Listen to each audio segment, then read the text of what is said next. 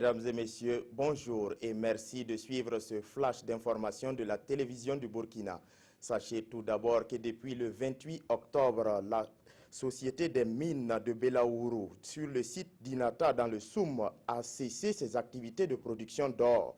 L'information a été donnée à la presse hier par le directeur général de la dite société. Selon lui, la fermeture de la mine est due à un manque de trésorerie et d'actifs à court terme pour l'acquisition des intrants.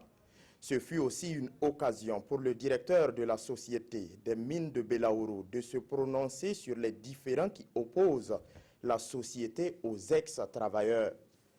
L'autorité supérieure de contrôle d'État veut donner une impulsion à la dynamique de lutte contre la corruption. Ce 2 novembre, elle a ainsi réuni à Koudougou les acteurs de la lutte contre la corruption au Burkina pour mieux appréhender les nouvelles dispositions portant prévention et répression de la corruption. La dégradation des sols est une réalité qui peine le développement économique du Burkina. Conscients de cela, les acteurs du secteur agricole échangent depuis hier à Bobo-Dioulasso sur la question de gestion durable des terres. Pendant 48 heures, il s'agira pour eux d'analyser les résultats d'une étude menée par l'IASS et le GRAF sur la gestion du foncier.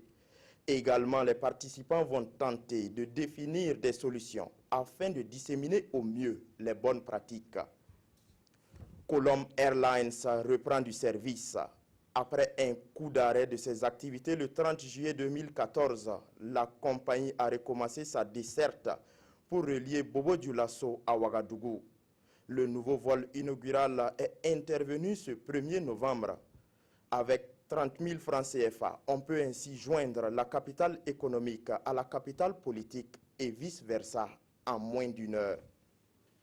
Jacob Zuma, encore au cœur d'un nouveau scandale de corruption. Après des tractations avec la justice, le président sud-africain a accepté de publier un rapport de 355 pages qui détaille de possibles crimes de corruption au sommet de l'État. Ce mercredi, des milliers de Sud-Africains sont descendus dans les rues de Pretoria pour réclamer la démission du président Jacob Zuma. C'est tout pour ce flash d'information. Godefroid Bazier vous retrouve à 13 h.